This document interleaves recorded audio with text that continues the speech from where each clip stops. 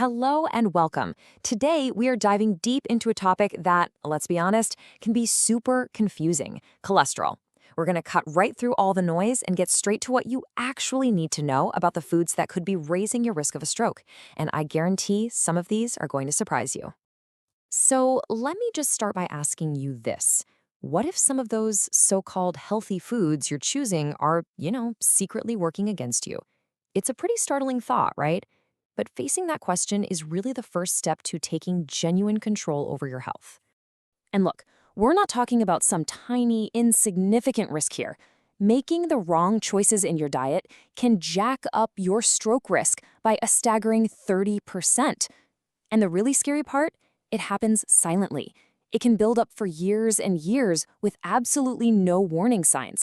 So, who's the main villain in this whole story? Well, it's a little something called LDL cholesterol.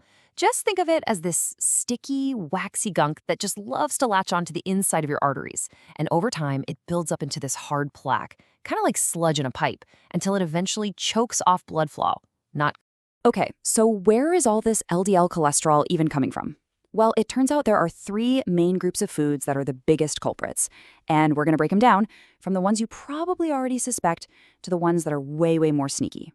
First up, let's talk about the direct assault. I'm talking about saturated and trans fats. When you eat these, it's like sending a direct order to your liver saying, hey, start pumping out more of that sticky LDL stuff and get it into the bloodstream, like right now. And these fats? Oh, they're hiding in plain sight. We're talking about those fatty cuts of red meat, full-fat dairy like butter and cheese, and certain tropical oils. And then you have the absolute worst of the worst: trans fats. You'll find those in a lot of fried foods, some margarines, and tons of packaged baked goods. Let me be clear, when it comes to trans fats, the only safe amount is 0. Period. Okay, brace yourself for this one because it catches a lot of people off guard. We've all heard that coconut oil is this amazing health food, right? Well, just take a look at this. A single tablespoon of coconut oil has nearly twice the saturated fat as the same amount of butter. That is a massive difference, and it's something most of us just don't realize. Now for our second culprit, and this one is the sneakiest of all: sugar and refined carbs. When you're eating things like white bread, pastries, or chugging sugary drinks, your body kind of freaks out. It goes into overdrive, and it starts turning all that excess sugar into fat, including, you guessed it, more LDL cholesterol. And this leads to such a classic diet trap. You're at the coffee shop, you see a fat-free muffin, and you think, perfect, that's the healthy choice. But what that label doesn't tell you is that it's packed with sugar and refined flour, which can actually be worse for your cholesterol than just eating a whole egg. And yeah, we're definitely going to talk more about eggs in just a minute.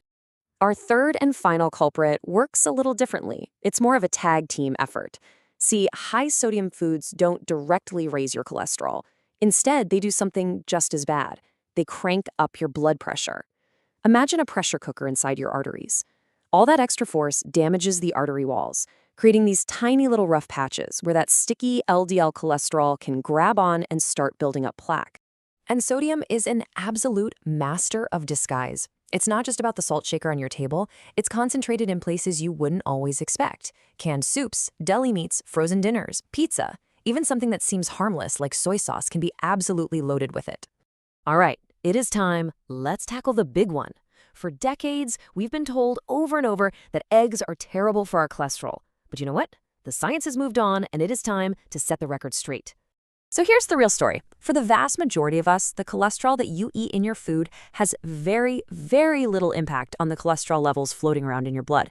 The main factory for cholesterol is actually your own liver, and its production gets fired up by saturated fats and sugar, not so much by the cholesterol you get from eating an egg.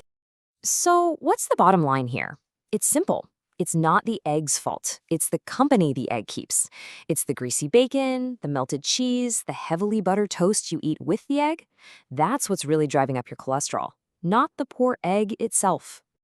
Okay, so we've talked a lot about the problem. Now let's switch gears and focus on the solution. And I promise, this isn't about memorizing some huge long list of don't eat this.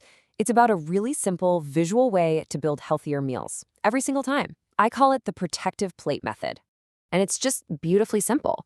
All you have to do is picture your dinner plate. You're going to fill half of it, a full 50%, with plants and fiber. Then fill a quarter of it with lean protein, and the last quarter with some smart fiber-rich carbs. That's it. That's the whole framework. Let's just walk through it real quick. First, that big half of your plate, fill it with plants and veggies. They are packed with something called soluble fiber, which acts like a tiny sponge inside your body, soaking up cholesterol and carrying it right out. Then, that first quarter gets filled with lean protein. Think fish, skinless chicken, or beans. And finally, fill that last quarter with smart carbs like quinoa or sweet potatoes to give you sustained energy without that awful sugar crash.